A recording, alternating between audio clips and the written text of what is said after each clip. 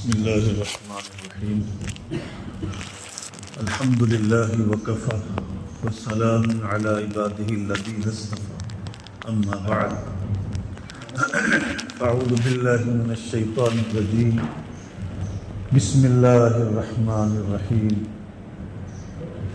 يا أيها الذين آمنوا كتب عليكم الصيام كما كتب على الذين من قبلكم لعلكم تتقون.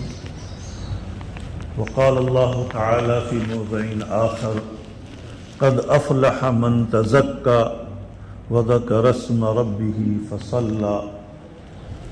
صدق الله العظيم. وقال النبي صلى الله عليه وسلم: إن لكل قوم عيد وهذا عيدنا. وقال النبی صلی اللہ علیہ وسلم: من صام رمضان ثم اتبعه ستا من شوال فذلك صيام الدهر او كما قال رسول اللہ صلی اللہ علیہ وسلم. برادر محترم معزز سامعین، یہ ایک بہت بڑی ہم سب کے لیے خوشی کا مقام ہے کہ اللہ تعالیٰ نے رمضان المبارک کا جو ایک فریضہ ہم پر اور پوری امت پر عائد کیا تھا، ہم نے اس اپنی وسعت کے مطابق رمضان کے روزے، فرض و روزے کو ادا کیا، اور آج کے دن ہم لوگ اس رمضان کی عبادتوں پر ملنے والے اجر و انعام کو حاصل کرنے کے لیے اکٹھا ہوئے. اسی وجہ سے اللہ کے نبی صلی اللہ علیہ وسلم نے اس سے پہلے جو رات گزری ہے اس رات کا نام رکھا لیلۃ الجائزہ، بدلہ لینے کی رات، اور اس دن کا، عید کے دن کا نام رکھا یوم الجائزہ، بدلہ دے لینے کا دن. گویا کہ پورے مہینے تک ہم نے جو اللہ کے فرائض کو ادا کر کیا، اس پر اللہ کی طرف سے جو اجر و انعام کا وعدہ ہے، یہ اس وعدہ کو پورا کرنے کا یہ وقت آیا ہے. اللہ کے نبی صلی اللہ علیہ وسلم نے فرمایا کہ ہر قوم کے لیے عید کا دن ہوتا ہے جس میں وہ لوگ جمع ہو کر کے اپنی خوشیوں کا اظہار کرتے ہیں، اور وَهَذَا عِيدُنَا، اور یہ ہمارے لیے عید کا دن ہے، عید الاضحیٰ اور عید الفطر اور عید الاضحیٰ کا دن. اس دن سب لوگ جمع ہو کر اللہ کی اس عظیم نعمت کی تکمیل کی شکر گزاری ادا کرتے ہیں. اس کی ابتدا کب ہوئی؟ اللہ کے نبی صلی اللہ علیہ وسلم جب ہجرت کر کے مدینہ منورہ تشریف لے گئے تو وہاں دیکھا کہ یہ لوگ مدینہ والے سال میں 2 دن خوب جو کود پھاد کرتے ہیں، جیسے کہ ہمارے ہم وطن قوم بھی دیوالی کے موقع پر اور نوراتری کے موقع پر خوب کود پھاد کرتے ہیں. اسی طرح سے زمانے جاہلیت میں بھی مدینہ والوں کو دیکھا اللہ کے نبی صلی اللہ علیہ وسلم نے کہ وہ لوگ بھی نئے روز اور مہرجان، یہ سال میں 2 دن خوب کود پھاد کرتے تھے. نئے روز کی تو نقل ہمارے ہم وطن قوم کے درمیان آج بھی ہے نوراتری کے نام سے، جس میں 9 دن تک وہ لوگ خوب کودتے ہیں.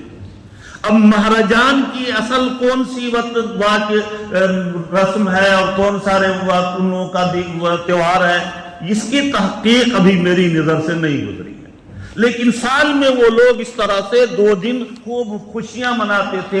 اللہ کے نبی صلی اللہ علیہ وسلم نے فرمایا کہ اللہ تعالیٰ نے تمہارے لیے ان 2 لغو اور خرافات کی خوشیوں کے مقابلے میں 2 عظیم شان عبادت والی خوشی عطا فرمائی. خوشی کے اظہار کا طریقہ یہ ہے کہ اللہ کی جس نعمت پر ہم خوشی کا اظہار کر رہے ہیں، اس نعمت کے حصول پر شکر گزاری کی جائے.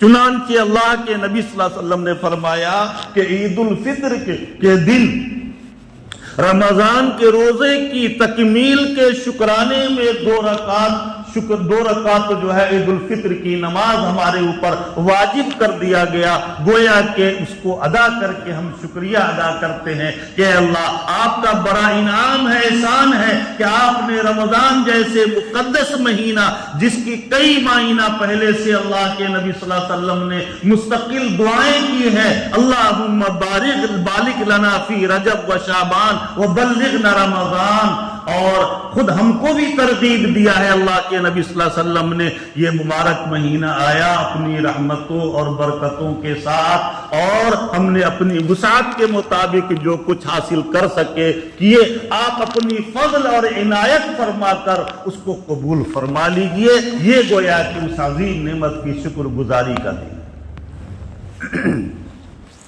چنانچہ ظاہر بات ہے کوئی بھی انسان ہو کسی بھی ذمہ داری کو پورے طور پر ادا کر لے، یہ جو ہے واقع گارنٹی کے ساتھ نہیں کہا جا سکتا۔ انسان ہے، انسان کے اندر الانسان مرکب من الخطأ والنسیان، بھول چوک تو ہو ہی جاتی ہے، چنانچہ روزہ رکھنے کی حالت میں بھی ہم سے جو بھول چوک ہوئی وہ یقیناً ہو جاتی ہے۔ روزے کی حالت میں نے بتلایا تھا اس سے پہلے بھی کہ ہمارے جسم کے تمام اعضاء کا روزہ ہونا چاہیے۔ آنکھ کا روزہ کہ بھائی ناجائز چیز کو نہ دیکھے، نہ حرام کو نہ دیکھے، زبان کا روزہ کہ اپنی زبان سے کوئی غلط لفظ نہ نکالے، غیبت چغل خوری نہ کرے، غرضے کے جسم کے تمام اعضاء کا روزہ ہونا چاہیے، لیکن ظاہر بات ہے بہت کم لوگوں سے ان تمام چیزوں کی احتیاط کے ساتھ روزہ ہو پایا ہوگا۔ کچھ نہ کچھ کوتاہی ہو ہی جاتی ہے فطری طور پر۔ اب اس کوتاہی کی تلافی کی کیا شکل ہے؟ نماز میں اگر امام صاحب سے بھول ہو جائے یا مقتدی تنہا نماز پڑھ رہا ہے اس میں اگر کوئی بھول جائے، واجب چھوٹ جائے، آگے پیچھے ہو جائے، تو اس کی تلافی کی شکل کیا ہے کہ بھائی 2 سجدہ کر لے، سجدہ سہو کر لے۔ سہو کے معنی جو بھول چوک ہوا ہے اس بھول چوک کی وجہ سے 2 سجدہ کر لے۔ اسی طریقے سے پیارے آقا صلی اللہ علیہ وسلم نے فرمایا کہ اگر کسی شخص کو رمضان کے روزے میں، ظاہر بات ہے ہر انسان سے بھول چوک ہو ہی جاتی ہے، لہذا اس بھول چوک کو معاف کرنے کے لیے اللہ کے نبی صلی اللہ علیہ وسلم نے ہمارے اوپر اور پوری امت پر، پوری امت کے روزہ داروں اور غیر روزہ دار سب پر جو صاحب وسعت ہیں ان کے اوپر صدقۃ الفطر واجب قرار دیا ہے۔ صدقۃ الفطر کے وجوب کا ایک منشا تو یہ ہے کہ ہمارا روزہ ہر طرح کی کمی اور کوتاہی سے پاک ہو جائے، ایک منشا اور مقصد تو یہ ہے۔ اب 30 روزے کو ہم کو پاک کرنا ہے اور اس کے لیے ایک صدقۃ الفطر واجب کیا گیا ہے، تو ہم لوگ بھی بنیا والی چال چلتے ہیں کہ بھائی گیہوں کی قیمت ہمارے یہاں 40 روپے ہے، چلو 70 روپے میں کام چل جائے گا، 70 روپے میں صدقۃ الفطر ادا کر دو۔ اکثر لوگ وہی 70 روپے والے ہیں، حالانکہ 70 روپے میں روزہ صدقۃ الفطر کے وجوب کا منشا اور مقصد کیا ہے اس پر غور کیجیے۔ ایک تو 30 روزے کو پاک کرنا، اور دوسرا مقصد یہ ہے کہ غریب لوگ جو بیچارے جن کے پاس کچھ بھی وسعت نہیں ہے وہ بھی اس دن کی خوشی میں ہمارے ساتھ شریک ہو جائیں۔ اب 70 روپے میں ان کے پاؤں کا چپل بھی، جوتا بھی نہیں آئے گا، کرتا پائجامہ کہاں سے آئے گا؟ تو 70 روپے ہم جو ادا کریں گے تو غریب کی جو دعا کے جو پریشانی جو جس دور کرنے کا جو اصل منشا ہے وہ کیسے پورا ہوگا؟ اس وجہ سے اللہ کے نبی صلی اللہ علیہ وسلم نے فرمایا کہ گرچہ جائز تو ہو جائے گا یہ گیہوں والا صدقۃ الفطر، لیکن اللہ تعالیٰ نے وسعت اگر دیا ہے تو کھجور والا، کشمش بادام والا صدقۃ الفطر ادا کرے۔ کھجور اگر 200 روپے کلو یا کھارک بھی 200 روپے کلو بھی مان لے تو 3.5 کلو کھارک کی قیمت 700 روپیہ ہوتی ہے، تو 700 روپے ایک آدمی کا صدقۃ الفطر نکالنا چاہیے تاکہ بیچارے غریب کا 700 روپے میں ایک جوڑا تو آ جاتا۔ بہرحال جو صاحب وسعت ہیں ان کو اس پر عمل کرنا چاہیے۔ تو ایک کام تو جو گویا کہ اللہ تعالیٰ نے صدقۃ الفطر جو ہمارے اوپر واجب کیا ہے اس کا منشا ایک تو ہمارے روزے کو پاک صاف کرنا، اور دوسرا یہ ہے کہ غریب اور جو پریشان حال مسکین لوگ ہیں وہ بھی ہمارے اس دن کی خوشی میں شریک ہو جائیں۔ اسی وجہ سے عیدگاہ آنے سے پہلے صدقۃ الفطر ادا کرنا چاہیے۔ اگر کوئی عیدگاہ آنے سے پہلے نہیں ادا کر سکا تو پھر وہ بعد میں بھی ادا کر دے تو کافی ہو جائے گا۔ دوسرا ایک اہم مسئلہ جس کے اوپر ہمارے علاقے میں بہت زیادہ غفلت ہو رہی ہے وہ یہ ہے کہ عید کی نماز عیدگاہ میں سنت مؤکدہ ہے۔ پیارے آقا صلی اللہ علیہ وسلم کی مسجد سے زیادہ متبرک مسجد ہمارے جوگوار اور سریا اور کانگوئی کی مسجد نہیں۔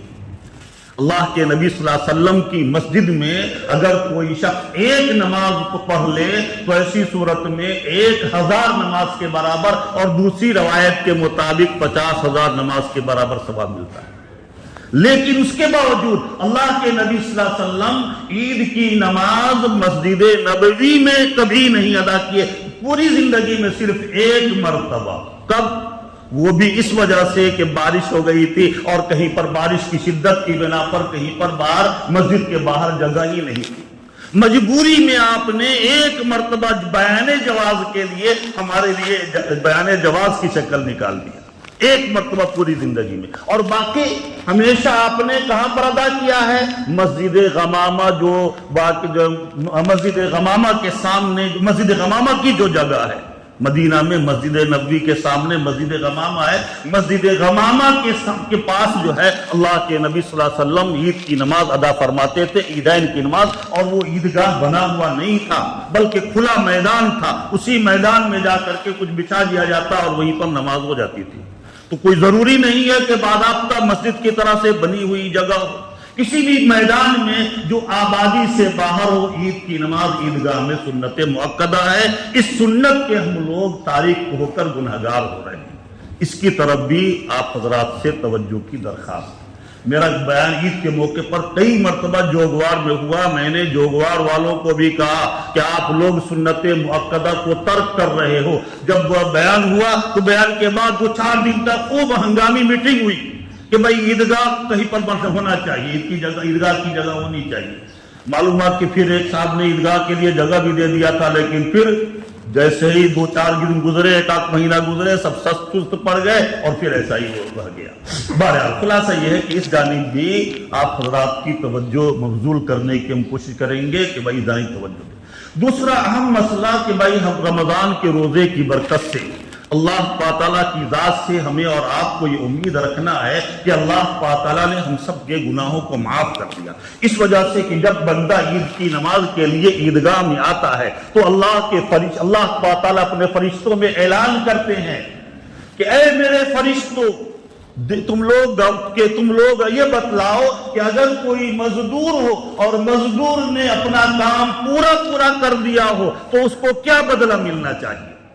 چنانچہ فرشتے کہتے ہیں یا رب العالمین، اس کا تقاضا تو یہ ہے کہ اس کو پورا بدلہ دے دیا جائے، پوری مزدوری دے دی جائے۔ چنانچہ اللہ کے نبی صلی اللہ علیہ وسلم اعلان فرماتے ہیں اے فرشتوں گواہ رہو، میں نے رمضان کے روزے کی برکت سے اور تراویح کی برکت سے، دوسرے اعمال کی برکت سے ہم نے تمام امت مسلمہ کی مغفرت فرمائی۔ جتنی بھی کانگوئی کے مسجد میں جمع ہے، صرف کوئی نہیں بلکہ پوری دنیا کے ایمان والوں کی جس نے بھی روزہ رکھا اور جس نے بھی تراویح پڑھی، ہم نے سب کی مغفرت فرما دی۔ لہذا اعلان ہوتا ہے اے میرے بندو، جاؤ اور اب نئے سرے سے اپنی نئی زندگی کا آغاز کرو۔ تو اس وجہ سے ہمیں تو یہ امید رکھنا ہے اللہ کی ذات سے کہ انشاءاللہ اللہ تعالیٰ نے ہمارے پچھلے تمام گناہوں کو معاف کر دیا، لیکن معافی میں یہاں پہنچ کر اس کا خیال رکھنا ضروری ہے کہ صرف جو اللہ کے حق سے متعلق ہیں وہ معاف ہوئے ہیں، اور ہم نے زید عمر بکر کا جو لے رکھا ہے اور اس کو سب تکلیف پہنچا رکھی ہے، اس کی معافی ان کے حق کی ادائیگی کے بعد ہی ہوگی اور ان سے معافی کے بعد ہی ہوگی۔ اسی طریقے سے جو نماز ہماری پچھلی باقی رہ گئی ہے اس کی معافی بھی اس کی ادائیگی کے بعد ہی ہوگی۔ بہرحال معلوم ہوا کہ اللہ تعالیٰ نے رمضان کے روزے کی برکت سے ہم سب کے گناہوں کو معاف کر دیا، اور اب آپ اللہ کے مقربین کی فہرست میں شامل ہو گئے، اور اللہ کا جو جتنا مقرب بندہ ہوتا ہے اتنا ہی زیادہ ان کی معمولی سی لغزش پر گرفت بھی اتنا ہی زیادہ سخت ہوتی ہے۔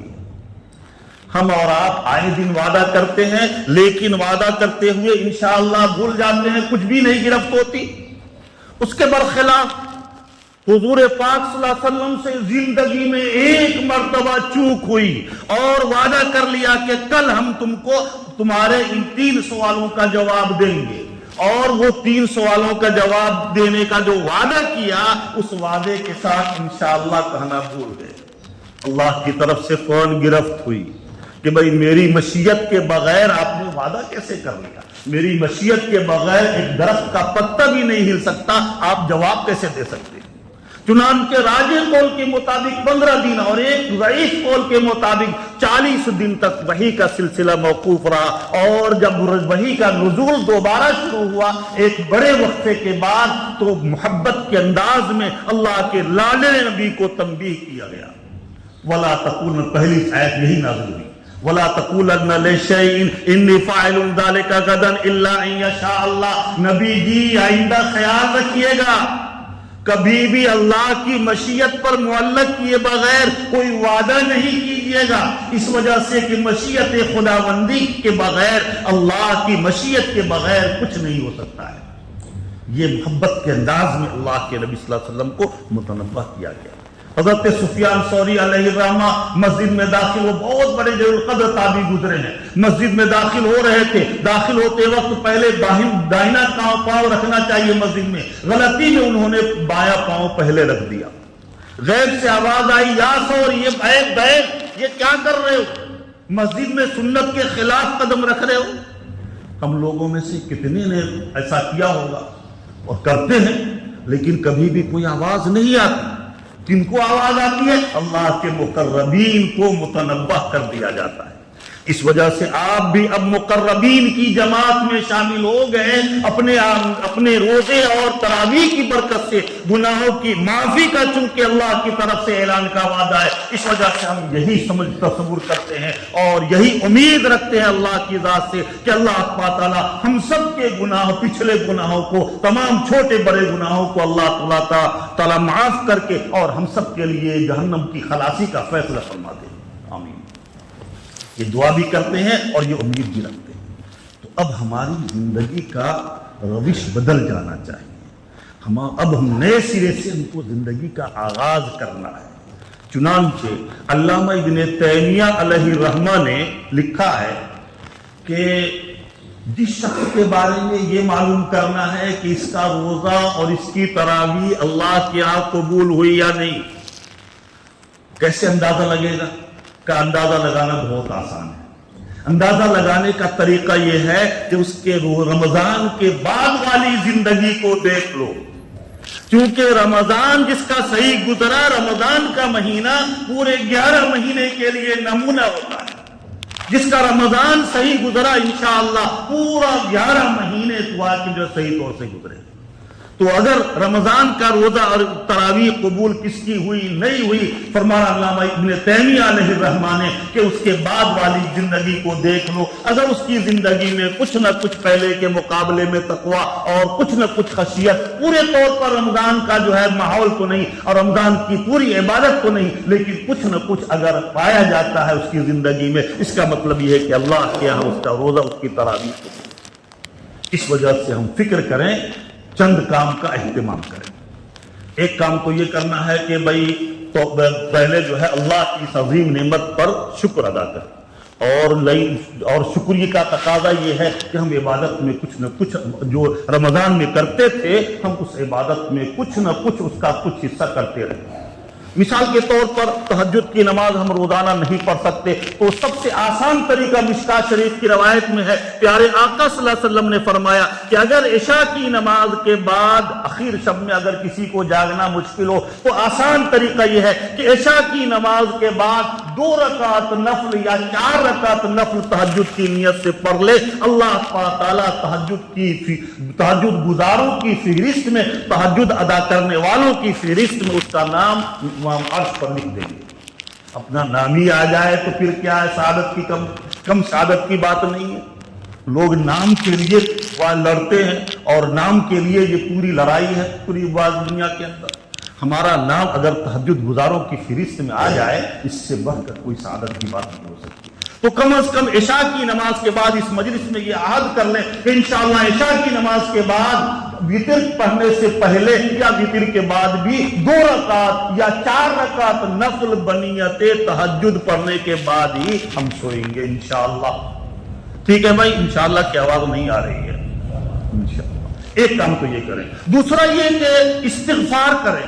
بھائی جو جیسے اللہ تعالیٰ نے ہم کو حکم دیا تھا ہم ویسا تو کر نہیں سکتے، اس وجہ سے جو بھی ٹوٹے پھوٹے اعمال ہوئے، اے اللہ ہماری کوتاہی کو معاف فرما اور اس کے اوپر اپنی شایع نشان اجر عظیم عطا فرما۔ یہ جو ہے دعا استغفار، شکر اور دعا استغفار۔ اسی طریقے سے دوسرا کام یہ کرنا ہے کہ اللہ کے نبی صلی اللہ علیہ وسلم نے فرمایا کہ جس شخص نے رمضان کا پورے مہینے کا روزہ رکھا اور اس کے بعد شوال کے مہینے میں 6 روزہ رکھا تو اس کو صوم دہر کا پورے سال کے روزے کا ثواب مل جائے گا۔ اب آپ اشکال کر سکتے ہیں کہ بھائی ہم تو 3 دن کا روزہ ہر مہینے رکھتے ہیں، بہت سے لوگ ہیں ہمارے بھائیوں میں سے رکھتے ہیں، تو حدیث میں آتا ہے کہ جو 3 دن کا روزہ رکھے اس کو 30 دن کے روزے کا ثواب مل جائے گا، تو صوم دار پورے سال کے روزے کا ثواب تو ویسے بھی مل جائے گا، پھر شوال کی کیا قید ہے؟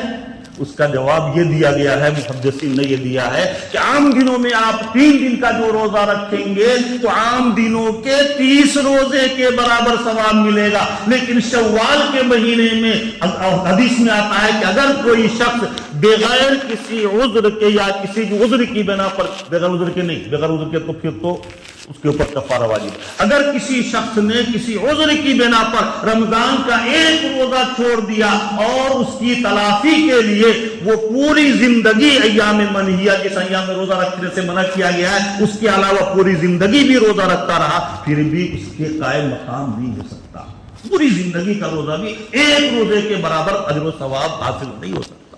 تو پھر شوال کے مہینے میں اگر کوئی شخص 6 روزہ رکھ لیتا ہے تو ایسی صورت میں رمضان کے روزے کے برابر اجر و ثواب والا روزے کا ثواب اس کے نامہ اعمال میں لکھا جائے گا۔ 6 روزہ 1 مہینہ کا روزہ جو ہے 10 مہینے کے روزے کے برابر، اور شوال کے مہینے میں 6 روزہ رکھ لے 2 مہینے کے روزے کے برابر، تو 12 مہینے کا ثواب جو ہے گویا کہ رمضان کے روزے کی فضیلت والا جو روزہ ہے وہ حاصل ہو جائے۔ اس بنا پر تمام ساتھی اس بات کی کوشش کریں کہ انشاءاللہ شوال کے مہینے میں روزہ ہوا کہ 6 روزہ رکھیں۔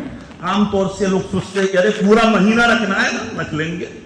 اب معلوم ہوا کہ ابھی ایک ماحول اور ایک مزاج بنا ہوا ہے، پھر سستی ہوئی تو مزاج ختم ہو جاتا ہے، اور اس کے بعد آج تو سورج جانا ہے، پرسوں دادیر جانا ہے، اور اس کے بعد پھر تو بلسار جانا ہے، پھر واپی جانا، اسی میں ختم معاملہ ہوا کہ شوال ختم ہو جاتا ہے۔ اس وجہ سے بہتر یہ ہے کہ 1-2 دن ریسٹ کر لیں اور اس کے بعد پھر رکھنا شروع کر دیں، اور یہ مسلسل رکھنا بھی ضروری نہیں، پورے مہینے میں رکھ لینا کافی۔ دوسرا کام یہ کریں۔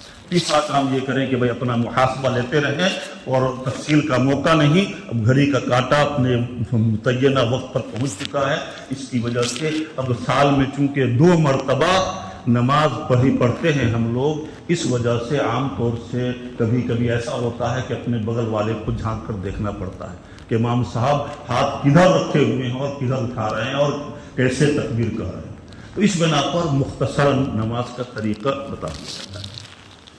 دیکھیے یہ 2 رکعت نماز جو پڑھی جاتی ہے، یہ 2 رکعت نماز واجب ہے، اور اس میں اللہ تعالیٰ نے 6 زائد تکبیر، اللہ کے نبی صلی اللہ علیہ وسلم نے 6 زائد تکبیر کو، اشترا تکبیر کو واجب قرار دیا ہے۔ اب یہ 6 اشترا تکبیر کے کیوں واجب کی گئی ہے، پھر کسی موقع پر اس کی وضاحت کر دیں گے انشاءاللہ۔ بہرحال 6 زائد تکبیر کا ہے۔ نماز کا طریقہ یہ ہے کہ سب سے پہلے امام صاحب اور آپ حضرات بھی نیت کریں گے۔ نیت کو دل کے ارادے کا نام، لیکن دل میں کیا ارادہ ہو، اس کا یہ ہے کہ بھئی میں 2 رکعت نماز عید الفطر کی 2 رکعت نماز کی نیت کرتا ہوں 6 زائد تکبیروں کے ساتھ، اللہ کے واسطے منہ میرا کعبہ شریف کی طرف، پیچھے اس امام کے۔ اس طریقے سے یہ خیال دل میں لائیں، زبان سے کہنا ضروری ہے، اس خیال کا استحضار کر لینا کافی۔ اور نیت کے بعد ہم تکبیر تحریمہ کہیں گے۔ پہلے اپنے دونوں ہاتھ کو کان کی لو تک اس طرح سے اٹھائیں گے، اور اس کے بعد پھر ہاتھ اٹھانے کے بعد کہیں گے اللہ اکبر، اللہ اکبر کہہ کر پھر ہم ہاتھ باندھ لیں گے اور ثنا پڑھیں گے۔ ثنا پڑھنے کے بعد امام صاحب 3 مرتبہ زائد تکبیر کہیں گے۔ چنانچہ تینوں تکبیر میں وہ ہاتھ کان تک اٹھائیں گے اور 2 تکبیر کے بعد ہاتھ چھوڑ دیں گے، اور تیسری تکبیر میں ہاتھ اٹھا کر اور اس کے بعد پھر وہ ہاتھ چھوڑنے کے بجائے ہاتھ مار لیں گے، اور اس کے بعد امام صاحب قرات کریں گے اور قرات کر کے پھر پہلی رکعت مکمل کریں گے دوسری نمازوں کی طرح سے۔ دوسری رکعت میں جب امام صاحب کھڑے ہوں گے تو جیسے امام صاحب کریں گے ویسے ہم کو بھی کرنا ہے۔ دوسری رکعت میں امام صاحب جب کھڑے ہوں گے تو پہلے تعوذ تسمیہ کے بعد سورہ فاتحہ اور سورت کی قرات کریں گے۔ قرات کرنے سے فارغ ہونے کے بعد امام صاحب ہم لوگ بھی اپنے دونوں ہاتھ کی انگوٹھے کو کان کی لو کے برابر اٹھائیں گے اللہ اکبر کہہ کر، اور اس کے بعد 3 تکبیر میں ہم چھوڑ دیں گے۔ 3 مرتبہ اللہ اکبر کہہ کر ہاتھ اٹھائیں گے اور چھوڑ دیں گے، اور چوتھی تکبیر چونکہ رکوع میں جانے کی ہے تو اس میں ہاتھ نہیں اٹھائیں گے، بلکہ چوتھی تکبیر کہتے ہوئے ہم رکوع میں چلے جائیں گے، اور پھر امام صاحب نماز پوری کر کے پھر دعا کریں گے، اور دعا کرنے کے بعد پھر جو ہے وہ خطبہ دیں گے۔ خطبہ سننا بھی سنت مؤکدہ ہے، اور خطبہ کے بعد مصافہ معانقہ کا مسجد میں ماحول نہیں بنائیں گے، بلکہ مسجد سے باہر جن کو مصافہ معانقہ کرنا ہے وہ سب وہاں پر ملاقات کا سلسلہ کریں۔ اللہ تعالیٰ ہمیں اور آپ کو کہی ہوئی باتوں پر عمل کی توفیق عطا فرمائے، آمین۔